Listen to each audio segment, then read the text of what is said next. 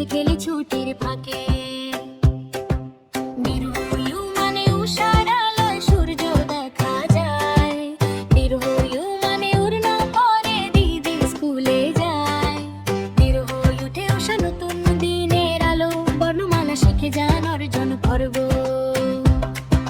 রে মানে ঋষি বসের গাছের তলে, রি মানে ঋতু বদল হয় বারে বারে।